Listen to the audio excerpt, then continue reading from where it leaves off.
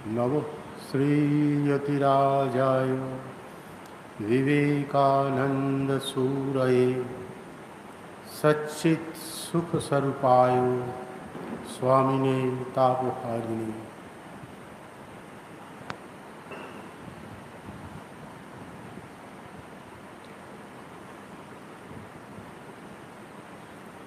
বর্তমান আবহে নানা বিধি নিষেধের ডোরে আমরা আবদ্ধ।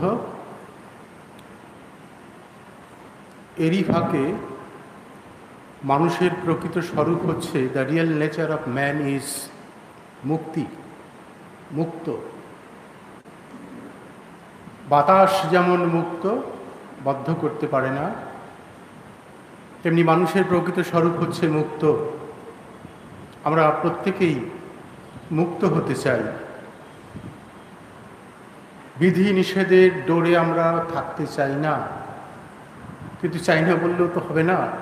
রোগ বিধি ইত্যাদি মেনে তো চলতেই হবে।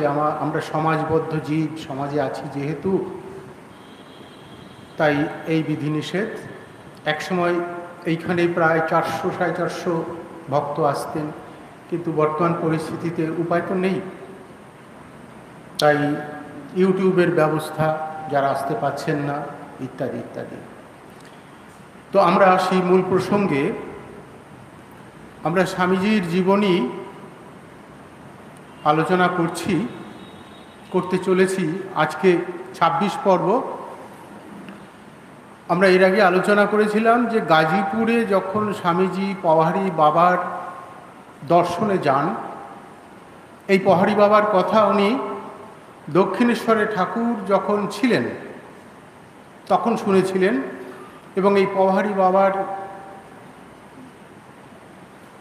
গুহায় কুটিরে ঠাকুর রামকৃষ্ণ পরমহংসদেবের ছবি ছিল, পওহারী বাবা রেখেছিলেন। এ প্রসঙ্গে আমরা পাই, কথামৃতে ঘটনাটা পাই। তো স্বামীজির কৌতূহল তখন থেকেই হয়েছিল। তখন তো স্বামীজি হননি, তখন তিনি নরেন্দ্রনাথ দত্ত, এইখানকার নরেন্দ্রনাথ দত্ত। তো স্বামীজি গেছেন সেই গাজীপুরে পওহারী বাবার আকর্ষণে, সেখানে। তো এই পওহারী বাবার দর্শন এবং তার ব্যবহারে স্বামীজি ভীষণ মুগ্ধ। এবং এই পওহারী বাবা মূলত হঠযোগী, রাজযোগের ক্রিয়া উনি খুব ভালো জানেন। আর আমরা জানি স্বামীজির ওই সময় শরীর অবস্থা খুব ভালো ছিল না, পেটে নানা রকম সমস্যা ছিল, তারপরে কোমরের ব্যথা, লাম্বাগো, আমরা বইয়ে পাই, এটা চিঠিতেও লিখছেন। প্রায় 2 মাস টানা ওখানে ছিলেন, ব্যথা কাতর হয়ে গিয়েছিলেন, খুব কষ্ট পেতেন। আর পওহারী বাবা চাইতেন স্বামীজি এখানেই থাকুন, তাই আশ্রমের পাশে পরিচিত গগনবাবু, তার একটা প্রায় পরিত্যক্ত বলা যায়, সেখানে তিনি থাকতেন। ছোট বাড়ি, বাগান বাড়ি, পাঁচিল দিয়ে ঘেরা, এবং প্রচুর লেবুর গাছ। ওই লেবুর রস খেয়ে স্বামীজির পেটের রোগ খানিকটা উপশম হয়েছে। তো এই বাড়িটাকে বলা হতো হানা বাড়ি, কেউ বিশেষ একটা যেত না।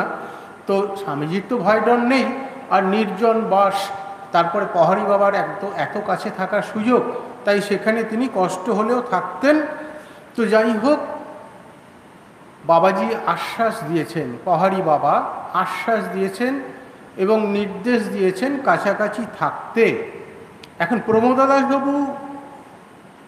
দাস মিত্র স্বামীজির বন্ধুস্থানীয় শাস্ত্রজ্ঞ, এবং এনার সাথে স্বামীজির বহু চিঠির আদান প্রদান হয়েছে, এবং নিজের মনের কথা শেয়ার করতেন প্রমোদবাবুর কাছে। আমরা পাবো আস্তে আস্তে কয়েকটা ঘটনা আমরা পাবো। সেখানে পওহারী বাবাকে স্বামীজি তার মনের কথা লিখছেন 90 সালে, ফেব্রুয়ারি মাসের 4 ফেব্রুয়ারি 1890 তিনি লিখছেন যে আমি ইহার শরণাগত হইয়াছি, মানে পওহারী বাবার শরণাগত হয়েছেন। এটা খেয়াল রাখবেন, শরণাগত কথাটা, শরণাগত হয়েছি। আমাকে বাবাজি আশ্বাসও দিয়েছেন, সকলের ভাগ্যে তো ঘটে না। কি আশ্বাস দিয়েছেন? ওই রাজযোগের সাধন, হঠযোগের সাধন। কেন? আমরা একটু আগে আলোচনা করছিলাম, স্বামীজির পেটের অবস্থা ভালো ছিল না, লাম্বাগো ইত্যাদি। তো এখন বিদেশ বিভু হয়ে এখানে ওখানে খাওয়ার ঠিক নেই, থাকার ঠিক নেই। যদি শরীরটা এরকম বাধা সৃষ্টি করে তাহলে তো হয় না। তাই শক্ত সতেজ একটা শরীর যদি থাকে তাহলে তো অসুবিধা হয় না। তাই এই হঠযোগ সাধনে, রাজযোগ সাধনে শরীরের নানা রকম ক্রিয়াকলাপের ফলে যদি কিছুটা সুস্থ হয়ে যান, তো যাই হোক, এই বাবাজি থাকতে বলেছেন। এবং এই বাবাজি সম্পর্কে বিচিত্র বিচিত্র সমস্ত কথা ছড়িয়ে পড়েছে। তো যাই হোক, এই যে বাবাজির কাছে তিনি শরণ নিয়েছেন, তার কাছে এই ধরনের বিষয়গুলো শিক্ষা করবেন, এই কথাটা তিনি গোপন রাখতে বলছেন। কারণ কেন গোপন রাখতে বলছেন? গোপন রাখতে বলছেন এই কারণে, পাছে অন্য কেউ, বিশেষ করে গুরু ভাই এবং পরিচিতরা জেনে ফেলে। কারণ আমরা তো জানি তার একমাত্র গুরুদেব হচ্ছেন ঠাকুর রামকৃষ্ণ পরমহংসদেব। তো তিনি আবার নতুন করে গুরু কাকে করবেন? যাই হোক, তিনি গোপনীয়তার আশ্রয় নিচ্ছেন, যদিও গোপনীয়তা থাকে না বা গোপন থাকে না। স্বামীজির ওই সময় প্রহরী বাবার ভাবে, মানে ওই যে শিক্ষাটা দেবেন এবং প্রহরী বাবার কথা, তাতে তার চিত্ত পূর্ণ। কিন্তু মনের ভেতরে একটা রিপার্কেশন হচ্ছে, মনের ভেতরে একটা দ্বন্দ্ব দ্বিধা হচ্ছে, গুরু পরিবর্তন। এটা তো শাস্ত্র বিরোধী, গরিব কাজ। আর ঠাকুর যে তার সমস্ত সত্তা, সমগ্র সত্তা জুড়ে আছে, এর মধ্যে নতুন কোনো গুরু তিনি আনবেন কি করে? এই ঠাকুরের কাছে যখন ছিলেন, ঠাকুরের এক একটা বাণী, এক একটা কথা, এই নিয়ে যখন তারা আলোচনা করতেন গুরু ভাইদের মধ্যে বা পরিচিত জনের মধ্যে, তখন স্বামীজি কত ঠাকুরের কথা বলেছেন। এবং এমনও বলেছেন, ঠাকুরের এক একটা কথায় মোটা মোটা এক একটা গ্রন্থ রচনা হয়ে যেতে পারে। কিন্তু মনে যে প্রহরী বাবার কাছে ওই বিষয়গুলো শিক্ষা নেবার, আর যিনি শিক্ষা নেবেন যার কাছ থেকে, তিনি তো গুরু। তা কী করে হবে? মনে দোলাচল চলছে। ঠাকুরকে যে পেয়েছে, সর্বদেব দেবী স্বরূপায়, এবং কাকে পেয়েছেন? এ যাবৎ যত অবতার পুরুষ ধরাধামে অবতীর্ণ হয়েছেন, তার মধ্যে বরিষ্ঠ অবতার ও বরিষ্ঠায়। তো তাকে যখন পেয়েছেন, নতুন আর কাকে নেওয়ার প্রয়োজন? অতি বিশ্বস্ত এবং আজ্ঞাবহ হিসেবে যাদেরকে তিনি মনে করতেন, তিনজনের কথা ওনার চিঠিতে পাই। এক হচ্ছে অখণ্ডানন্দজি, দুই হচ্ছে রামকৃষ্ণানন্দজি, তিন হচ্ছেন অখণ্ডানন্দজি, রামকৃষ্ণানন্দজি এবং শারদা ত্রিগুণাতীতানন্দজি, তিনজনের কথা চিঠিতে পাই। তো অখণ্ডানন্দজি তার অতি বিশ্বস্ত স্বামীজির, তাকে লিখছেন প্রাণাধিকেষু। আমাদের বাংলা হচ্ছে ভক্তির দেশ, জ্ঞানের দেশ। যোগের বার্তা এখানে একেবারে নাই। যোগ মানে রাজযোগের বার্তা নাই বলিলেই হয়। এখানে একটা বিষয় পয়েন্ট আউট করা হবে, চতুর্দিকে যে যোগ যোগ যোগ নিয়ে চলছে, সেটা কিন্তু ইঙ্গিতটা স্বামীজি 1890 সালে, মানে আজ থেকে কত বছর আগে, তিনি কিন্তু অখণ্ডানন্দজি মহারাজকে লিখছেন, আমাদের বাংলাদেশ হচ্ছে ভক্তির দেশ, সরল বিশ্বাসের দেশ, জ্ঞানের দেশ।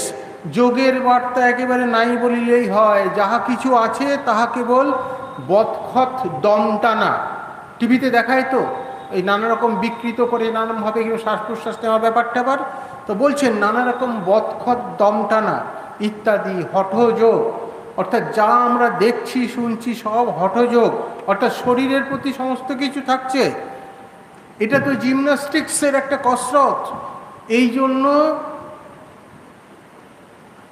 এই অদ্ভুত রাজযোগীর নিকট রহিয়াছি, ইনি আশা দিয়াছেন।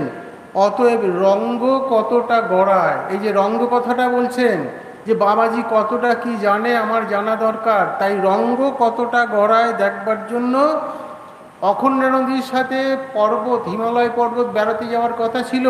বলছেন এখন এই সংকল্পটা ত্যাগ করলাম, কোমরে 2 মাস ধরে সেই লাম্বাগো হয়ে আছে, বাতের একটা ভ্যারাইটি, সেই জন্য পাহাড়ে ওঠা এখন অসম্ভব। কাজেই বাবাজি কি দেন সেটার জন্য অপেক্ষা করে পড়ে থাকা দা।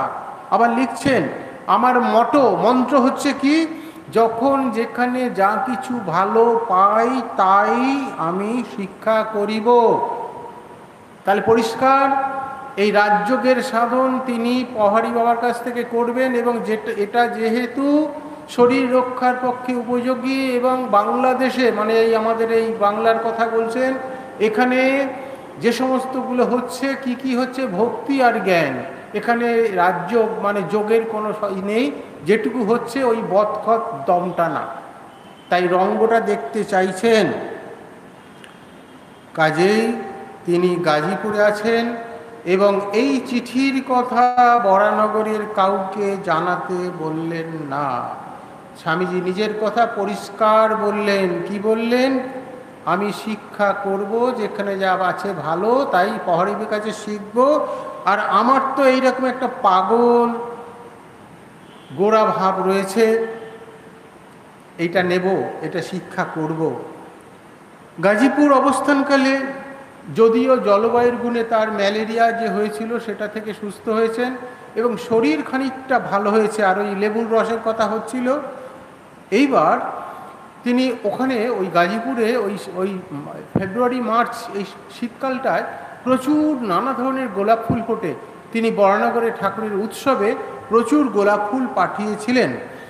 আর কানাঘুষোয় কিছু কিছু স্বামীজির কথা তো বরানগরে সাধুরা শুনেছেন, এবং তারাও দীর্ঘকাল স্বামীজির অনুপস্থিতির কথা এবং পহাড়ি বাবার সাথে যে এতটা ঘনিষ্ঠতার খবর সেটা পেয়ে তারা মানে যারা বরানগর মঠে ছিলেন, এই বরানগর মঠে প্রথম মঠ, সেইখানে সাধুরা উদ্বিগ্ন।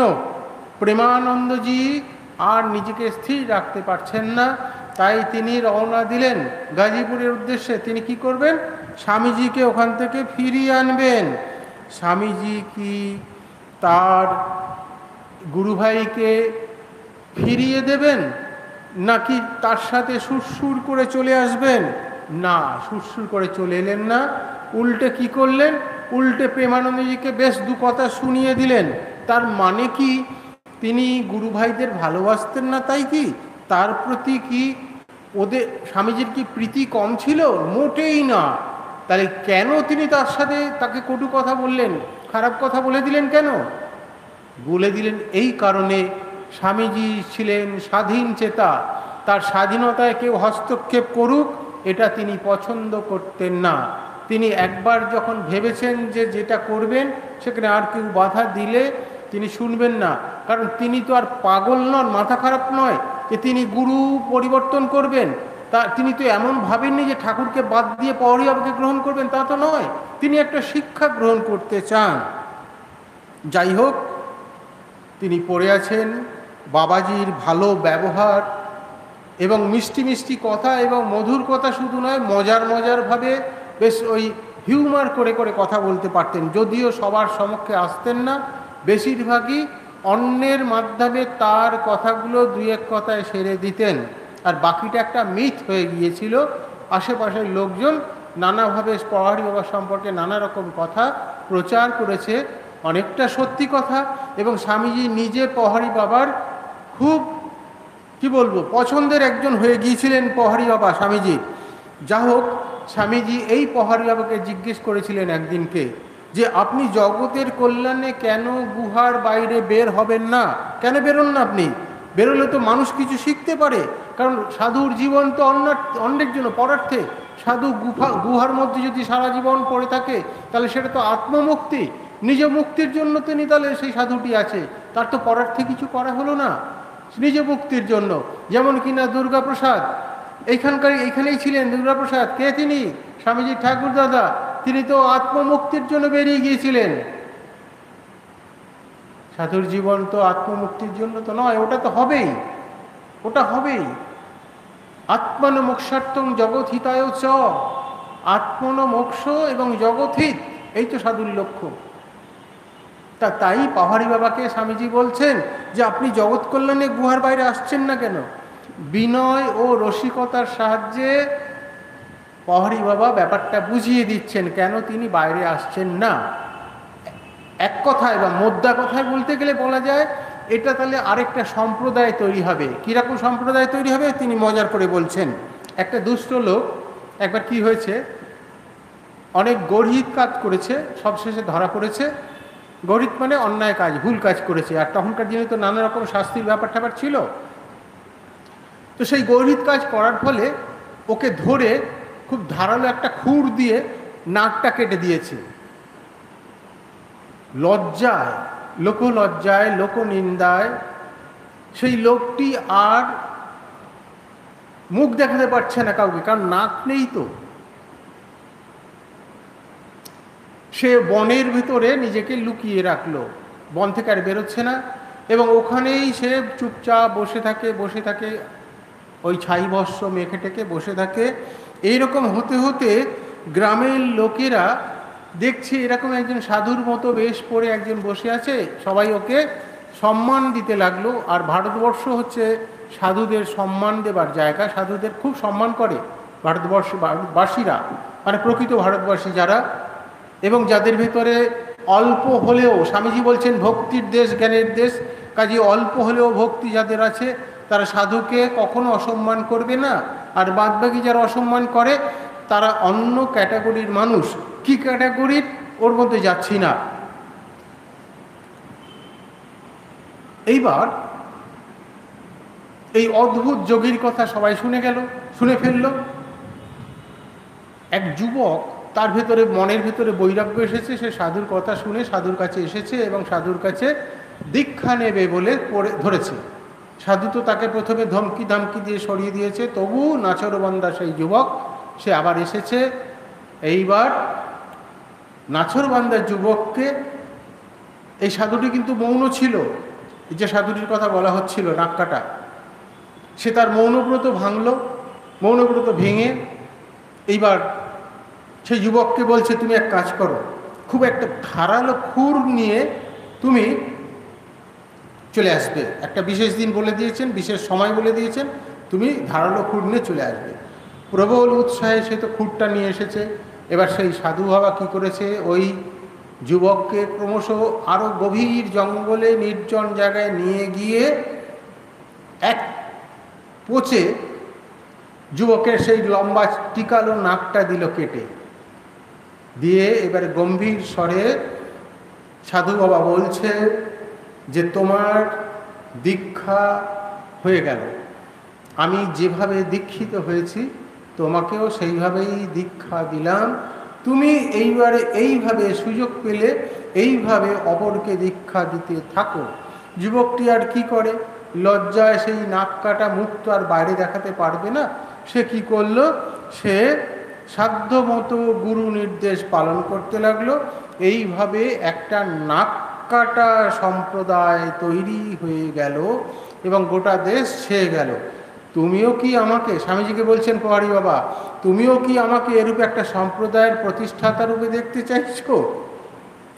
স্বামীজি আরেকদিন তাকে জিজ্ঞাসা করছেন। এই কথাগুলো বলার উদ্দেশ্য হচ্ছে, এই যে পরপর কয়েকটা ঘটনা আমরা আনবো, স্বামীজি এতটা সেই সাধুর প্রতি ইমপ্রেসড হয়েছিলেন কেন, এতটা ওই প্রহরী বাবা তার মনটাকে জয় করে নিয়েছিল কেন, এই পরপর এই ঘটনাগুলো আমাদেরকে বলবে। কি বলছে, একদিন জিজ্ঞাসা করছেন স্বামীজি যে আপনি এত বড় একজন যোগী, তবু যোগী যখন সে, তার সাথে তো ঈশ্বরের কানেকশান, পরমাত্মার কানেকশান, তথাপি আপনি রঘুনাথের পুজো, হোম ইত্যাদি কেন করেন? উত্তরে বললেন, কি বললেন, সকলেই যে নিজের কল্যাণের জন্য কর্ম করে এ কথা তুমি ধরে নিয়েছো কেন? অর্থাৎ এই রঘুনাথজির পুজো, হোম ইত্যাদি করছি এ কি আমার জন্য? যদি ভাবো এগুলো আমার জন্য, না, এমনও কেউ আছে পরার্থে পুজো হোম ইত্যাদি করে। সেইটা ঘুরিয়ে এইভাবে মিষ্টি করে বলে দিলেন যে একজনও কি অপরের জন্য এই পুজো হোম করতে পারে না? প্রহরী বাবার এই গুণগুলো সব আমরা পাচ্ছি। এক চোর, এটা খুব বিখ্যাত গল্প, প্রহরী বাবার কুটিয়ায় এসেছে এবং বাসনপত্র যা যা পেয়েছে, বেশি কিছু তো থাকতো না, তবু যেটুকু থাকতো সেগুলো একটা পোটলা করে বেঁধে এইবারে যখন পালাবে, আওয়াজ পেয়ে পহারি বাবার নিদ্রা টুটে গেছে। সেই আওয়াজ পেয়ে এবার চোর কি করেছে, সেই পোটলা ফেলে হাওয়া, কে মার খেতে যায়। পহারি বাবা তো আর সাধারণ মানুষ নয়, তিনি দেখছেন তার জেগে যাওয়াটাতে চোরের বিঘ্ন ঘটেছে চুরি করার কাজে, এটা জিনিসটা ভুল হয়ে গেল। তাই তিনি সেই পোটলাটাকে মাথায় নিয়ে ছুটছেন চোরের পেছন পেছন চোরের পেছন ছুটছেন। অবশেষে যোগী পুরুষ তো অনেক নিয়মের গণ্ডিতে থাকেন বলে, নিয়মের মধ্যে থাকেন বলে তাদের আলাদা শক্তি একটা। চোর মৃত্যু ভয়ে পালাচ্ছে, আর পহারি বাবা কর্তব্যবোধে ছুটছেন, চোরকে ধরে ফেললেন।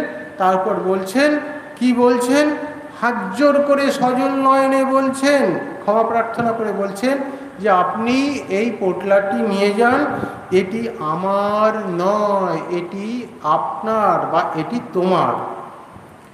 একবার একটা বিষাক্ত গোখরা সাপ, কিং কোবরা পহারি বাবাকে ছোবল দেয় এবং তিনি ঘণ্টাখানেক মৃত বধ পড়ে থাকেন, মারা যান না, কিন্তু আরেক মৃত্যু হয়েছে এরকমভাবে পড়ে আছিলেন। এবার ধীরে ধীরে সুস্থ হলেন। এরপর পরিচিতরা যখন তাকে জিজ্ঞেস করলো যে কি এটা হলো কেন, তখন পহারি বাবা বলছেন, পাওন দেবতা আয়া, পাওন দেবতা আমার আয়া, আমার প্রিয়তমের কাছ থেকে দূত রূপে গোখরো সাপটি এসেছিল, আমাকে মুক্তি দেওয়ার জন্য এসেছিল, পাওন দেওয়ার জন্য এসেছিল। কিরকম ভাবনা! কথা প্রসঙ্গে একদিন বলছিলেন, আমরা সাধারণত অন্যের উপকার কি করি, এই স্থূল শরীরটা দিয়ে। তো যদি ভালো বুদ্ধি দিই তাও তাই মুখটা দিয়ে দিই, হাত দিয়ে যদি দান করি সেটাও তো এই দেহটার একটা অঙ্গ দিয়ে করছি। তাহলে পহারি বাবা বলছেন, এই স্থূল দেহটা দিয়ে যে আমরা অন্যদের সেবা করব, শুধু তো তাই নয়, সূক্ষ্ম দেহ দিয়েও তো। সূক্ষ্ম দেহ কোনটা? মন। আমাদের প্রত্যেকেরই মন রয়েছে, কিন্তু মনটাকে কি আমরা দেখাতে পারি? এটা উপলব্ধির বিষয়, এটা উপলব্ধির বিষয়। কাজেই আমরা মনটা দিয়েও তো অন্যের উপকার করতে পারি।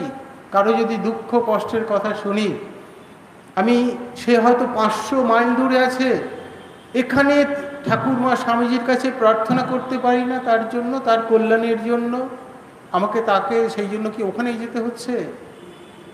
আমি এখান থেকে তো তার কল্যাণ কামনা করতে পারি। পহারি বাবা বলছেন যে এই দেহটা দিয়েই যে সেবা শুধু করা যায় তা তো নয়। অর্থাৎ বুঝিয়ে দিলেন, আমি এই গুহার মধ্যে আছি মানে এই নয় যে আমি অন্যের কল্যাণ করছি না, এটা বুঝিয়ে দিলেন। এবং স্বামীজি তো সাধারণ নন, তিনি পহারি বাবাকে বুঝেছিলেন। সেই জন্য পরবর্তীকালে পহারি বাবাকে নিয়ে একটা প্রবন্ধ লিখেছিলেন, মানে সব মিটে যাবার পরেও। এই পহারি বাবা যখন যে কাজটা করেন, যত তুচ্ছ হোক না কেন, সম্পূর্ণ মগ্ন হয়ে করতেন। আমরা তো সেটা করি না, আমরা তুচ্ছ তাচ্ছিল্য করে করি, বড় কাজটায় বেশি মন দিই, ছোট কাজটা নেগলেক্ট করি। ঘর ঝাড় দেওয়াটা পর্যন্ত পুজো জ্ঞানে করতে হয়, ঝাড়ুটা পর্যন্ত যথাস্থানে যত্নে রাখতে হয়। তাই পহারি বাবা যত তুচ্ছ কাজ করছেন না কেন মগ্ন হয়ে করতেন। এই তার একটা তাম্রকুণ্ড ছিল, সেটা তিনি যেভাবে মাজতেন, পরিষ্কার করতেন, রামচন্দ্রের পুজোয়, রঘুনাথজির পুজোয়ও তেমনি সমান যত্ন মনোযোগ দিতেন। তিনি বলতেন, জন সাধন তন সিদ্ধি, তুমি যেমন সাধন করবে তোমার সিদ্ধিও তাই হবে। প্রত্যেকটা চলনে বলনে কথায় সবের মধ্যেই এই জন সাধন তন সিদ্ধি। পহারি বাবার কোনো বিষয়ে কাউকে কোনো কিছু বোঝানোর ক্ষমতাও কিন্তু অসম্ভব, অপরিসীম যাকে বলে, এটা স্বামীজি বুঝেছেন। আমরা স্বামীজি কি স্তরের একজন প্রচারক, কি স্তরের একজন ধর্মের মানুষ, কি স্তরের একজন অধ্যাত্ম পুরুষ, সর্বোপরি তিনি তো স্বয়ং বীরেশ্বর শিব, ঠাকুরের প্রিয় সন্তান, প্রিয় নরেন। সেই নরেন প্রশংসা করছেন পহাড়ি বাবার। এই পহাড়ি বাবার কোনো কিছু বোঝানোর ক্ষমতা ছিল অপরিসীম, বিনয় ছিল তার, দীনতা ছিল তার অপরিসীম। একদিন এ প্রসঙ্গে বলছিলেন, ভগবান হচ্ছেন অকিঞ্চনের ধন। যে ব্যক্তি কোনো বস্তুকে, এমনকি নিজ আত্মাকেও আমার বলে অধিকার করার ইচ্ছা ত্যাগ করেছেন। আমরা সাধারণত আমরা কি করি? আমার আমার আমার আমার, এসব আমার, আমি করেছি, আমি করে দিলাম বলি তো। পহাড়ি বাবা বলছেন যে ভগবান হচ্ছে যার কিছু নেই, অকিঞ্চন, একেবারে দীনস্ব দীন। এমনকি নিজেকে, নিজের মন, নিজের আত্মা, কোনো কিছুকেই নিজের বলে মনে করেন না, সব তার। নাহং নাহং তুহু তুহু, এই ভাব যার, তিনি তাঁরই, অর্থাৎ সেই সাধক ভগবানের, আর ভগবানও সেই সাধকের। এগুলো পহাড়ি বাবার ফিলিং। পহাড়ি বাবা নিজেকে কখনো আচার্য বলে ভাবতে পারতেন না, কারণ তা যদি ভাবতে হয় নিজেকে অপর অপেক্ষা উচ্চতর আসনে বসাতে হয়। যে এই যে উঁচু আসনে বসে আছি, পহাড়ি বাবা কখনো ওই যেচে উপদেশ দেওয়ার ব্যাপারটা করতেন না, এতটাই ছিল তার বিনয়। কিন্তু একবার যদি হৃদয় প্রশ্রবণ খুলে যায়, সেই ফোয়ারা যদি একবার খুলে যায়, তা থেকে অনন্ত জ্ঞানরাশি উৎসারিত হয়, সব ছুট বেরিয়ে আসে। যদিও এই উত্তরগুলো আসতো অন্যের মাধ্যমে, তার শরীরটা কিন্তু খুব লম্বা ছিল এবং বেশ ভালো শরীর ছিল, মানে মাংসল, এবং তার একটা চোখ ছিল, আরেকটা চোখ ছোটবেলায় বসন্ত রোগে নষ্ট হয়ে যায়। অথচ তার কণ্ঠস্বর ছিল মধুর, আর এত মধুর কণ্ঠস্বর স্বামীজি এর আগে কারো কাছ থেকে শোনেননি। সাধারণত যোগ সাধন যারা করেন বা উচ্চ স্তরের সাধক যারা, তাদের কণ্ঠ কিন্তু সাধনা করতে করতে মধুর হয়ে যায়। এগুলো জন্ম জন্মান্তরের সংস্কার, আর তার সাথে এই জন্মের সাধন ফলও কিন্তু কাজ করে। অনেকে গলা সাধে, গলার সাথে সাথে ওটাও তো সাধনা, গলার স্বর তার অন্যরকম হয়ে যায়, পাল্টে যায়। সাধক যারা, তাদের গলা সাধতে হয় না, তাদের ওটা এমনি হয়ে যায়। যাই হোক, এই পহাড়ি বাবা সম্পর্কে স্বামীজি পরে এক প্রবন্ধ লিখেছিলেন। এবং এই যে স্বামীজি রাজযোগ শেখার একটা স্পৃহা ছিল, আমাদের এই মাসের 30 তারিখ থেকে স্বামীজির সেই রাজযোগের যে ব্যাখ্যা করেছেন, সেটা 30 তারিখ থেকে আমাদের আলোচনা করা শুরু হবে। তো বহুদিনের একটা আকাঙ্ক্ষা ছিল, আমার আকাঙ্ক্ষাই ছিল এই রাজযোগ নিয়ে যদি আলোচনা করার সুযোগ হতো। তো আমাদের পূজনীয় সেক্রেটারি মহারাজ বললেন, তুমি একটা নতুন করে ক্লাস নাও। তো ওই রাজযোগটা সিলেক্টেড হয়েছে, ওটি 30 তারিখে আছে। মাসে একটা করে হওয়ার ইচ্ছা, যতদিন আছি। আমাদেরও তো স্থিরতা নেই কতদিন আছি আমরা। যাই হোক, আমরা মূল বিষয়ে আসি। পহাড়ি বাবার প্রতি একটা তীব্র আকর্ষণ স্বামীজি কেন অনুভব করতেন, আমরা খানিকটা অনুমান করলাম। এদিকে বাবাজি রাজযোগের শিক্ষাও দিচ্ছেন না, আর নিজের যে অন্তরের জ্ঞান ভাণ্ডার সেটাও উন্মোচিত করছেন না। স্বামীজি কি ভাবছেন? হয়তো বা বাবাজির কাছে যদি দীক্ষা নিই, তাহলে হয়তো স্বামীজি করুণা পরবশ হয়তো সেই শিক্ষাগুলো দেবেন, এবং তার তো কোনো অসাধ্য কিছু ছিল না।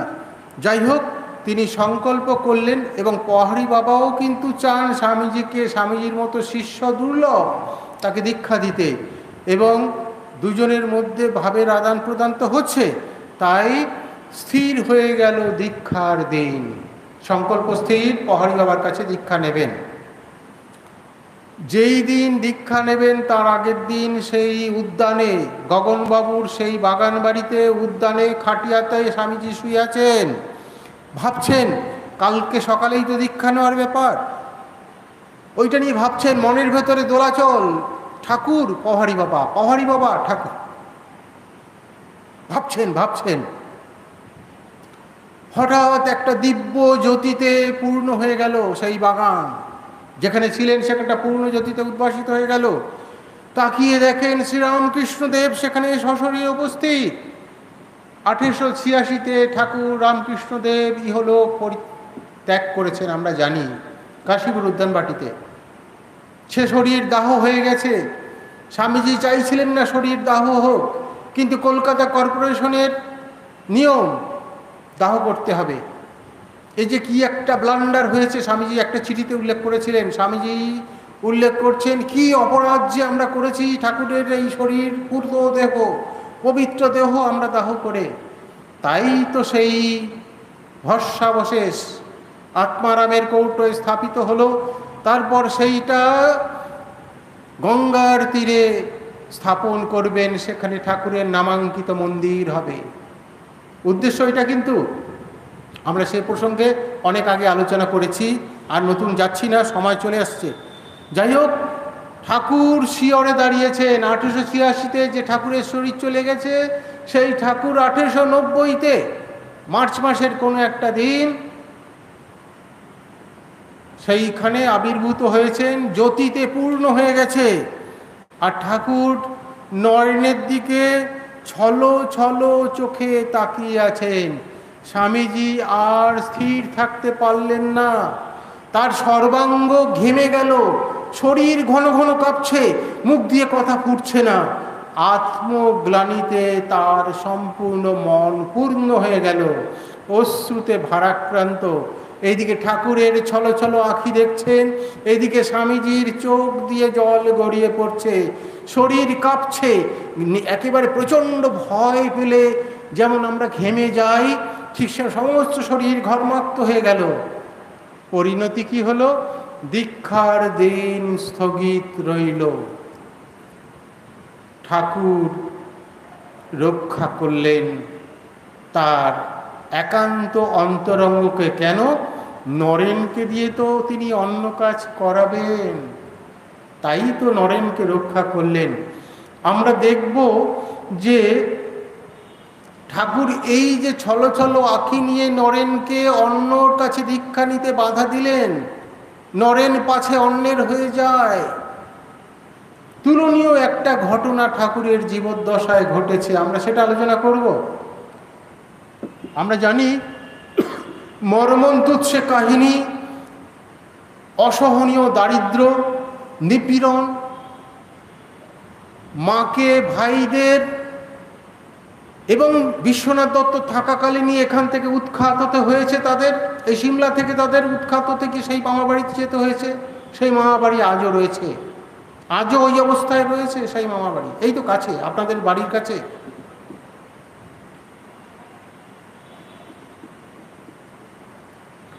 সেই সময়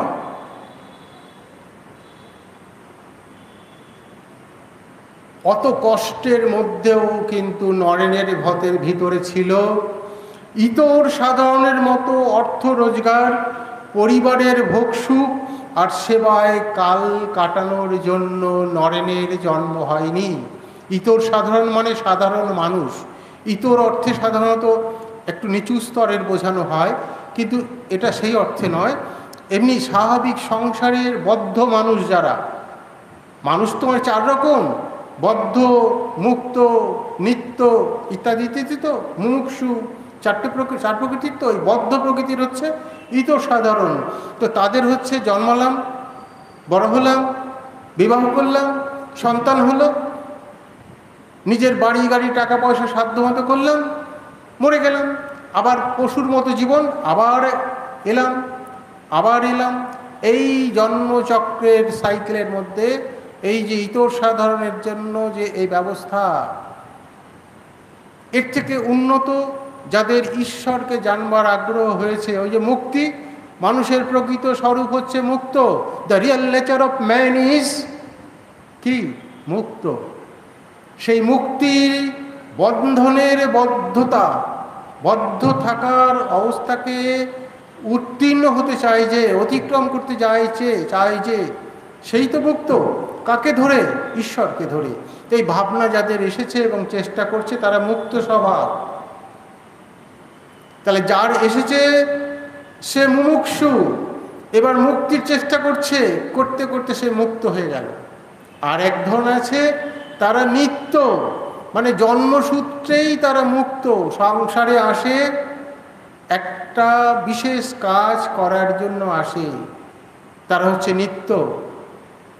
তো এই বদ্ধ জীবের জন্য যেরকম আশা, বদ্ধ জীবেরা যেমন আসে, সেই জন্য তো নয়নের আশা নয়, তিনি তো অন্য ধরনের কাজ করবেন। সেই জন্য এই যে চরম দারিদ্র, অন্যায়, অবিচার, অপমান ইত্যাদি তো নয়নের কিছু এসে যায় না তাতে। ঠাকুর তো তাকে এনেছেন কোত্থেকে? সেই সুদূর সপ্তর্ষি মণ্ডলের ঘর থেকে তাকে নিয়ে এসেছেন বিশেষ কাজে। আর আমরা দেখছি যেটা নয়নের যে জীবনটা আমরা দেখেছি, সেই জীবনটা কি নরবৎ নরলীলাসু। একজন মহাপুরুষ এসেছেন, ঈশ্বরকল্প মানুষ এসেছেন, তিনি তো ঈশ্বরের মতো আচরণ করলে আমরা নেব না, তাকে নেব কি? তাই আমাদের মতো আচরণ করে করে সাধারণের মধ্যে অসাধারণ একটা জীবন যাপন করে গেছেন, অসাধারণ জীবন যাপন করে গেছেন। নরবৎ থেকে গেছেন মানুষের মধ্যে। তারও কি বন্ধু ছিল না? তিনিও কি ছুটোছুটি করেননি? তিনিও কি এই মঞ্চে অভিনয় করেননি? তিনিও কি এখান থেকে ছুটে ওই দেউড়ি ওখান দিয়ে সেই সিপাহের বুকের ওপর দিয়ে ছুটতে ছুটতে সেই চলে যাননি সেই হেদোয়াতে? সেই চোর পুলিশ খেলা আমরা তো আলোচনা করেছি। এগুলো সব মানুষের মতো, সাধারণ মানুষের মতো আচরণ করেছেন। কিন্তু তার আশা কেন? বহুজন সুখায়, বহুজন হিতায়, বহুজন সুখায়। তোকে যে বটবৃক্ষ হতে হবে বলেননি ঠাকুর? কাজে স্বামীজি বটবৃক্ষ হবেন, সেই জন্যই আশা।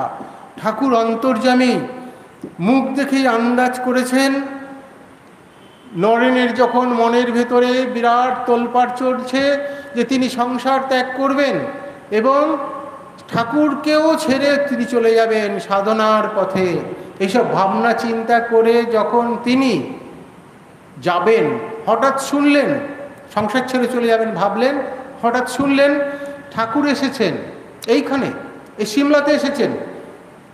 নরেন ভাবলেন যাক, ঠাকুরকে প্রণাম করেই বিদায় নেব।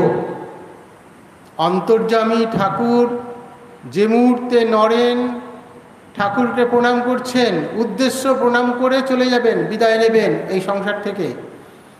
অন্তর্যামী ঠাকুর সব বুঝলেন, কিন্তু ভক্তের বাড়িতে তো অনেকেই আছেন, কিচ্ছু বললেন না। বিদায় বেলায় নরেনের কাঁধে হাত দিয়ে বলছেন, চল আমার সাথে দক্ষিণেশ্বরে চল। কি ভেবেছেন আর কি হলো? ঠাকুর কি তো আর কোনো কথা বলেননি, কাঁধে হাত দিলেন, দিয়ে বললেন চল আমার সাথে দক্ষিণেশ্বর চল। গাড়িতে উঠলেন, কোনো ওজোর চলল না, নানা রকম বাহানা করলেন, ওজোর হচ্ছে বাহানা, কোনো ওজোর চলল না। কারণ ঠাকুর তো জানেন নরেন হারিয়ে যাবে, নরেন আমার থেকে সরে যাবে। ঠাকুর এই বিরহ সহ্য করতে পারছেন না, রাধা শ্রীকৃষ্ণের বিরহ সহ্য করতে পারছেন না, গোপীরা শ্রীকৃষ্ণের বিরহ সহ্য করতে পারছেন না, ঠাকুর নরেনের বিরহ সহ্য করতে পারছেন না, মা ঠাকুরের বিরহ সহ্য করতে পারছেন না। এ অন্য একটা লীলা। তাই নরেনকে গাড়িতে বসানো হলো। এইবার ঠাকুর ঘরে নরেন বসে আছেন এবং ঠাকুর গিয়ে নরেনের সামনে এসে তারপরে সজল নয়নে গাইছেন, কথা কহিতে ডরাই, না কহিতেও ডরাই, আমার মনে সন্দেহ হয়, বুঝি তোমায় হারাই, তোমা হারাই। আমরা জানি যে মন্তর, তোরে দিলাম সে মন্তর, এখন মন তোর, আমরা যে মন্ত্রে বিপদেতে তরি তরাই। সব বলে দিলেন। নরেনকে হারাতে হবে সেই জন্য তার ভয়। আবার ঠাকুর বলে দিলেন যে মন্ত্র তুই পেয়েছিস অমোঘ, ওই মন্ত্রে তোর বাইরে কোথাও যাওয়ার দরকার নেই, ওই মন্ত্রতে তুই তরি তরাবি। ওই মন্ত্রকে ধরে তুই, মন্ত্র হচ্ছে অমোঘ ইষ্ট মন্ত্র, সিদ্ধ মন্ত্র, ঠাকুরকে ছেড়ে যেতে হবে। এ কষ্টের বেগ নয়নের কি ছিল না? ঠাকুরকে ছেড়ে যেতে হবে, ছিল। তাই ঠাকুর যখন নিজেকে প্রকাশ করলেন, নরেনও অঝরে কাঁদছেন, ঠাকুর নরেনকে জড়িয়ে কাঁদছেন, আর নরেন ঠাকুরের বুকে মাথা দিয়ে অঝরে কাঁদছেন।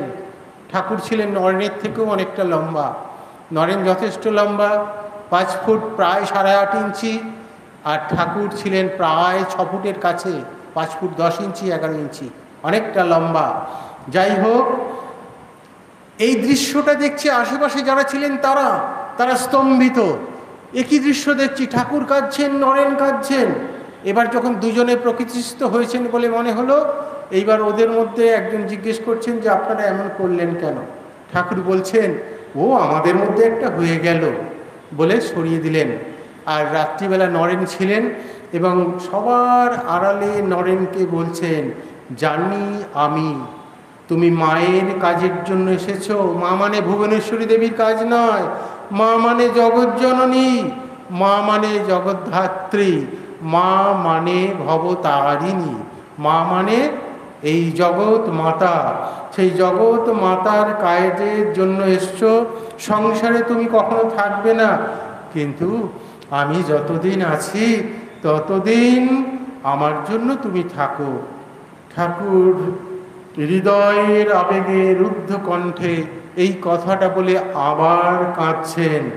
নরেনের গৃহত্যাগ করা হলো না।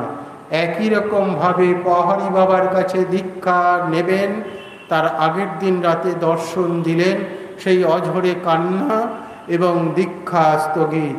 কথামৃতে একটা ঘটনা পাই, আরেকটা ঘটনা, সেখানে গিরিশ ঘোষ, ভক্ত ভৈরব গিরিশ ঘোষ, সংসারে হেন পাপ নেই যে কাজ তিনি করেননি, যে পাপ করেননি। পরবর্তীকালে গিরিশ ঘোষ ঠাকুরকে পাবার পর বলছেন, ঠাকুর তুমি আমার ভার নেবে, তোমাকে আমি পাবো, এটা যদি আগে জানতাম তাহলে আরো বেশি পাপ করতাম, কারণ আমাকে তো তুমি তো মুক্ত করবে, আমার ভয় কি? কতটা বিশ্বাস ঠাকুর তাকে মুক্ত করবেন। এই গিরিশ ঘোষ কয়েক মাস হলো এসছেন। ঠাকুরের শিক্ষা দেওয়ার একটা প্রণালী আমরা জানি, তিনি যাকে যেটুকু শিক্ষা দেওয়ার দরকার সেটা তাকেই বলতেন, বা সেই ক্যাটাগরির যারা তাদেরকে বলতেন। ভক্তদের শিক্ষা দেওয়ার ব্যাপারটা ভক্তদের দিতেন, ত্যাগীদের ক্ষেত্রে ত্যাগীদের দিতেন, এবং ত্যাগীদের মধ্যে নরেনকে আলাদাভাবে দিতেন। তাই যখন এই 5 শিকে 5 আনা, এই যে বিশ্বাস গিরিশের, সেই গিরিশ যখন নরেনের সাথে খুব মিশছে, ঠাকুর কিন্তু নরেনকে কিন্তু গিরিশের সাথে বেশি মিশতে বারণ করছেন। কেন? গিরিশের থাক আলাদা, গিরিশের ক্যাটাগরি আলাদা, গিরিশের স্ট্যাটাস আলাদা, কাজেই তাকে আলাদা করে বেশি মিশতে বারণ করছেন। কারণ কি? গিরিশের যোগ এবং ভোগ দুটোই আছে, নরেন যে সবার থেকে আলাদা, তাই গিরিশের কাছ থেকে সরে থাকতে বলছেন এবং বলছেন, বাবা কামিনী কাঞ্চন ত্যাগ না হলে হবে না। তাই তো তিনি আগলে রাখছেন। এই কামিনী কাঞ্চন নিয়ে কিন্তু এক একজন এক এক রকম ব্যাখ্যা করেন। এখানে কামিনী কাঞ্চন, কামিনী মানে মেয়ে আমরা সাধারণত বুঝি, এখানে মেয়ে নয়, কামনা, এনি শর্টস অফ ডিজায়ার, বাসনা, যে কোনো ধরনের বাসনা হচ্ছে কামনা, কামনা, কাম। আর কাঞ্চন মানে ঐশ্বর্য, যে কোনো ধরনের ঐশ্বর্য, এর প্রতি যদি টান থাকে তাহলে কিন্তু হবে না। তাই তো তিনি আগলে রাখতে চান। তাই করুণামাখা সস্নেহ দৃষ্টিতে ভাবনমত্ত হয়ে এই দিনও সেই একই গানটা করলেন, কথা কহিতে ডরাই না কহিতে ডরাই। এই দিনকে মাস্টার মশাই কাছাকাছি ছিলেন, তিনি বলছেন, যখন এই কথাগুলো হচ্ছে কামিনী কাঞ্চনের কথা, তখন বলছেন মাস্টারমশাই, কামিনী কাঞ্চন যদি ত্যাগ করতে হয় তাহলে গৃহস্থ কি করবে? ঠাকুর বলছেন, এ প্রসঙ্গে আমরা অনেকবার আলোচনা করেছি, গৃহস্থ কি করবে ভবিষ্যতে সুযোগ হলে আবারও আলোচনা হবে। এখানে সংক্ষেপে ঠাকুর কি বলেছেন সেটা বলি। ঠাকুর বলছেন, তা তুমি করো না, আমাদের অমনি একটা কথা হলো, অর্থাৎ তোমরা যেটা করবে ত্যাগী সেটা করবে না। এবং ত্যাগীদের মধ্যে যে এসেছে নিজ ভক্তির জন্য নয়, পরহিতায়, সে অন্যভাবে জীবন কাটাবে। আমরা এবার ফিরে আসছি আগের ঘটনায়, সেই প্রহরী বাবার ঘটনায়। আত্মগ্লানিতে ভরা হৃদয় নরেনের ঠাকুরের ছলো ছলো আঁখি দেখে স্থির থাকতে পারলেন না। তিনি নিজেই নিজেকে বলছেন, আমি কি অবিশ্বাসী? ঠাকুরের কাছে কি আমি অবিশ্বাসের কাজ করেছি? আমি কি কৃতজ্ঞ? কাতর স্বরে বলে উঠলেন, না না, তা কখনোই হবে না। রামকৃষ্ণ ব্যতীত আমার কেহই এই হৃদয়ে স্থান পাবে না। প্রভু আমি তার দাস চিরদিন, তোমারই চরণে বিকৃত, আর কারো কাছে এ বান্দা মাথা নোয়াবে না। জয় রামকৃষ্ণ, জয় রামকৃষ্ণ বলে তিনি সেই রাতে হুঙ্কার দিয়ে উঠলেন। মনের দ্বন্দ্ব কিন্তু সম্পূর্ণ দূর হয়নি। কারণ কি? দু একদিন পরে আবার সেই বাসনা। কারণ আমরা জানি একগুয়ে নরেন, ওই যে মাথায় ঢুকে আছে রাজ্যকে সাধন করতে হবে। এক দুদিন পর আবার সংকল্প এলো, আবার ঠাকুর তাকে দর্শন দিলেন এবং এমন কিছু ঘটনা ঘটলো যেটা তিনি কোনোদিন কাউকে প্রকাশ করেননি। পরবর্তীকালে একটি চিঠিতে আমরা পাই, বাণী রচনায় নবম খণ্ডের 147 পৃষ্ঠায় পাই। কি পাই? পরপর 21 দিন ঠাকুর নরেনকে একইভাবে দর্শন দিয়ে দীক্ষা নেবার সংকল্প মুক্ত করেছিলেন। নরেন ভাবছেন, মন্ত্র নিতে গেলে যখন এতই বাধা, তাই মন্ত্র নেওয়ার বাসনার অন্তর্জলি এখানেই হলো। বাঙাল শিষ্য সেই শরৎচন্দ্র চক্রবর্তীকে বলছেন যে কেন তিনি প্রহরী বাবার কাছে দীক্ষা নিতে চেয়েছিলেন, একেবারে প্রকাশ করলেন। সেটা আমরা ওই স্বামী শিষ্য সংবাদে পেলাম। মার্চ মাসের 1902 খ্রিস্টাব্দে 4 জুলাই স্বামীজি চলে যাবেন, আর মার্চ মাসে তিনি তার শিষ্য, বাঙাল শিষ্য শরৎচন্দ্র চক্রবর্তী শাস্ত্রজ্ঞ, তাকে বলছেন, কি বলছেন? শুনেছি প্রহরী বাবা হঠযোগ জানেন, তাই হঠযোগ ক্রিয়া জেনে নিয়ে এই শরীরটাকে দৃঢ় করে নেবার জন্য কিছুদিন সাধন করব।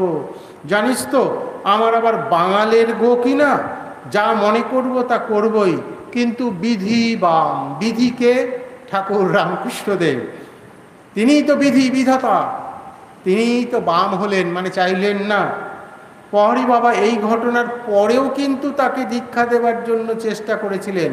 তাই প্রমোদ দাস মিত্রকে পরবর্তীকালে মার্চ মাসে তিনি এই কথাটা লিখছেন, বাবাজি প্রত্যহ লোক পাঠাইয়া, এই যে ঘটনাগুলো ঘটেছে না 21 দিন, এর পরেও কিন্তু স্বামীজি 1 মাস ওইখানটায় ছিলেন।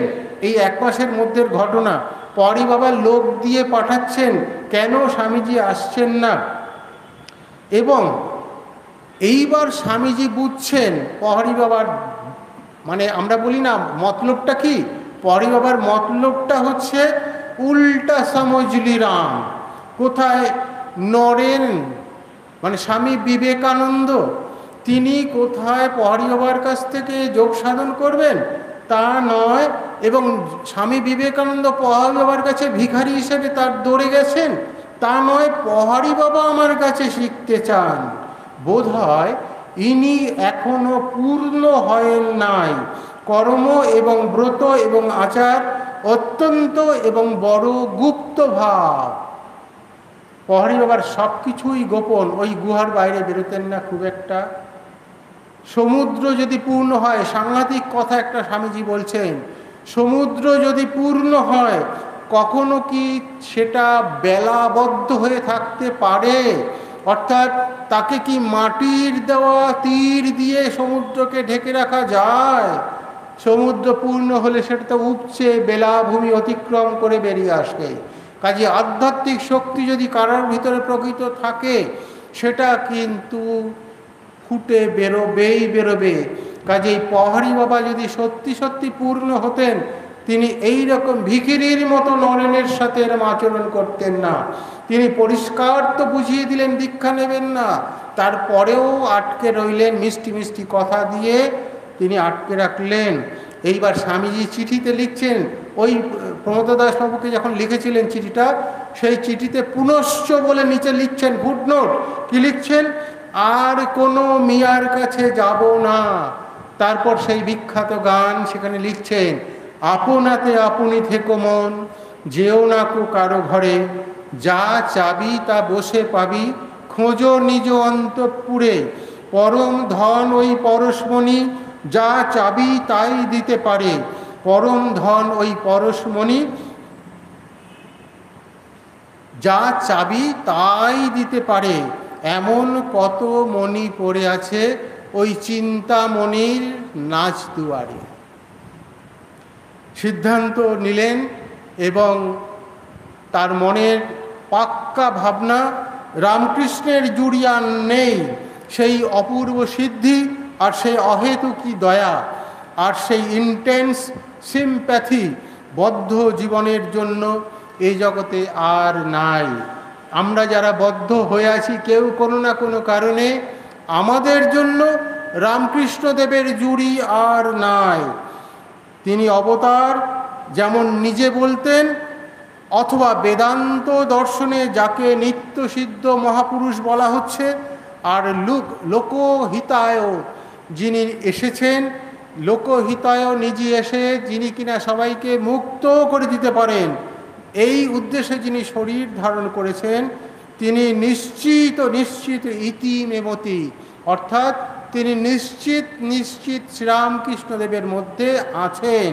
তাহার উপাসনায় পাতঞ্জল যোগসূত্রে রয়েছে মহাপুরুষ প্রণিধানাদ বা, মহাপুরুষের প্রণিধানে সমীপে গেলে যা কল্যাণ সাধন হয়, ঠাকুর শ্রীরামকৃষ্ণদেবের কাছে গেলে সেই সমান কল্যাণ সাধন হবে। কাজেই এই বান্দা আর কোথাও যাচ্ছে না। তাহার জীবদ্দশায় তিনি কখনো আমার প্রার্থনা গড় মঞ্জুর করেন নাই। স্বামীজি বলছেন, আমি যা চেয়েছি তিনি তাই দিয়েছেন, আমার লক্ষ অপরাধ ক্ষমা করেছেন, এত ভালোবাসা আমাকে আমার পিতা মাতা পর্যন্ত কখনো দেননি, কখনো দেননি। ইহা কবিত্ব নয়, অতিরঞ্জিত নয়, এটি কঠোর সত্য। এবং ঠাকুরের শিষ্য যারা, তারা জানে, বিপদে প্রলোভনে ভগবান রক্ষা করে বলে কেঁদে সারা হয়েছি, কেউ উত্তর দেয়নি। কিন্তু এই অদ্ভুত মহাপুরুষ বা অবতার বা যাই হন, তিনি নিজের অন্তর্যামিত্ব গুণে আমার সকল বেদনা, সকল দুঃখ তিনি দূর করে দিয়েছেন। এগুলো বলছেন কেন? আমাদের জন্য। ঠাকুরের স্বরূপ নরেন উন্মোচন করছেন, এ রামশ্যাম পেলাপঞ্চা করছেন না, করছেন স্বামী বিবেকানন্দ। আত্মা যদি অবিনাশী হয়, যদি এখনও তিনি থাকেন, আমি বারংবার প্রার্থনা করি, হে অপার দয়ানিধে, হে মমৈক স্বর্ণদাতা রামকৃষ্ণ ভগবান, কৃপা করে আমার এই নরশ্রেষ্ঠ বন্ধুবরের সকল মনোবাঞ্ছা পূর্ণ করো। প্রমোদ বাবুর মিত্রের কিছু আকাঙ্ক্ষা ছিল, প্রকাশ করেছিলেন, তিনি তার হয়ে ঠাকুরের কাছে প্রার্থনা করলেন। এইবার তিনি তার মনের ভেতরে যে সমগ্র হৃদয় জুড়ে যে ঠাকুর রয়েছেন, সেই মনের কথাগুলো পরবর্তীকালে 1894 খ্রিস্টাব্দে আমেরিকাতে এক গ্রীষ্মের অবকাশে এইরকমই সময়ে তিনি লিখছেন তার মনের কথা, গাই গীত শোনাতে তোমায়। এই কবিতাটায় স্বামীজির মনের কথা একটুখানি আমরা এখানে তুলব, সময় পার হয়ে এসেছে। কি লিখছেন?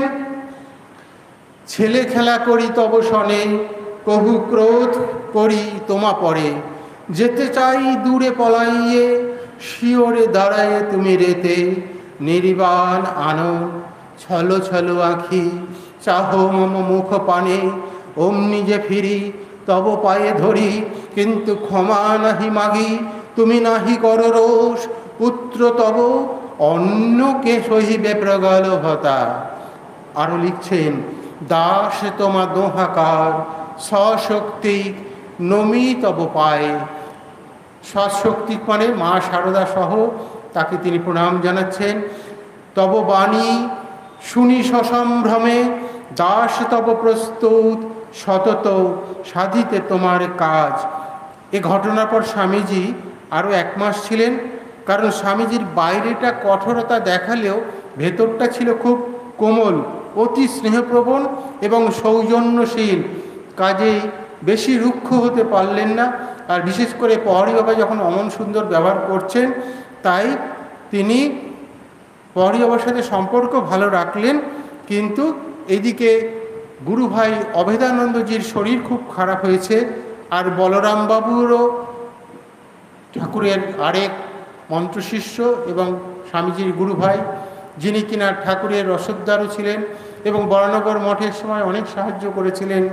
এবং এই বলরাম ভবন বর্তমানে মিশনের যে জায়গা, নতুন আশ্রম, তো সেই বলরামবাবুর নামাঙ্কিত, সেই বলরামবাবুর নামে যে আশ্রম, সেই বলরামবাবুর দেহান্ত হয়েছে।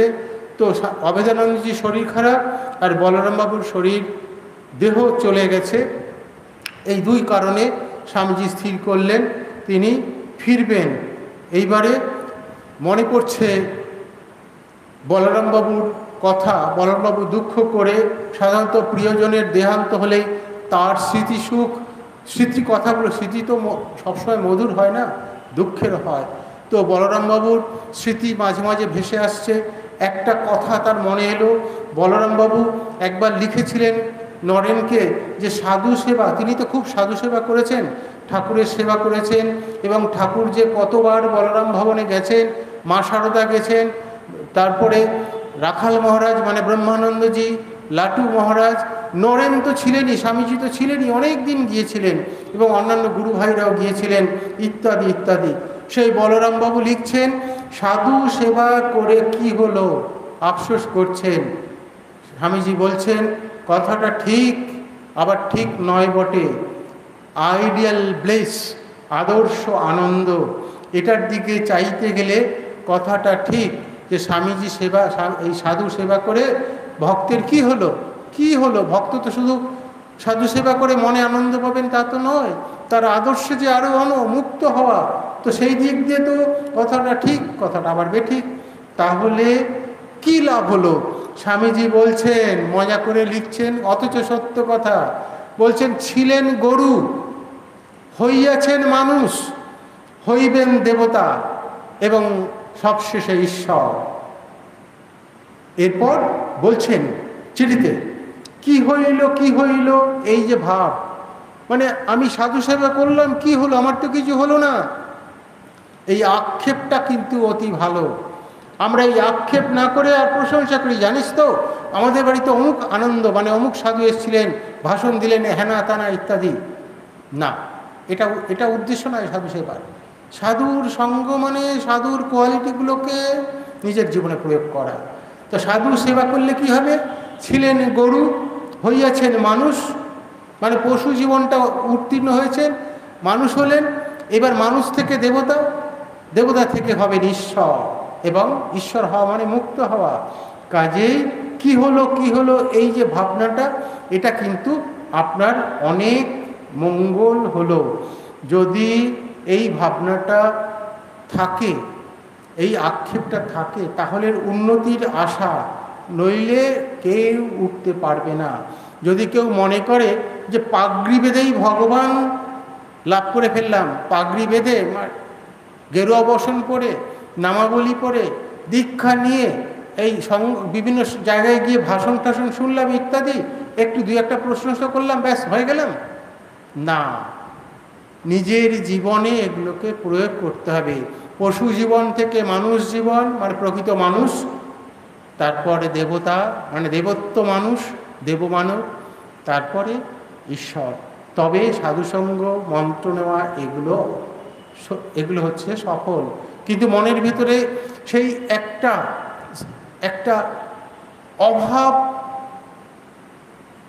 বোধ রেখে দিতে হবে। অভাববোধ মানে সংসারের অভাব সেই নয়, আত্মানন্দের অভাব, আধ্যাত্মিক আনন্দের অভাব। রাজা মহারাজ বলছেন একটা ক্রাইসিস ক্রিয়েট করে রাখতে হয়। আমার এখনো খিদে মেটেনি, আরও সাধন করব, আরও সাধন করব, আরও ঈশ্বরের সাধন করব, আরও সাধু সেবা করব, আরও সৎ কাজ করব। এই রকম যদি করেন তাহলে জানবেন আপনার মার নাই। আজকে এই অবধি থাক। ভালো থাকবেন, সবাই আনন্দে থাকবেন, এবং যে যতটা পারবেন মনুষ্য জীবনের উদ্দেশ্য ভগবান লাভ, সেই দিকে যাওয়ার চেষ্টা করবেন। আমরাও চেষ্টা করব। এই ভালো থাকবেন সবাই।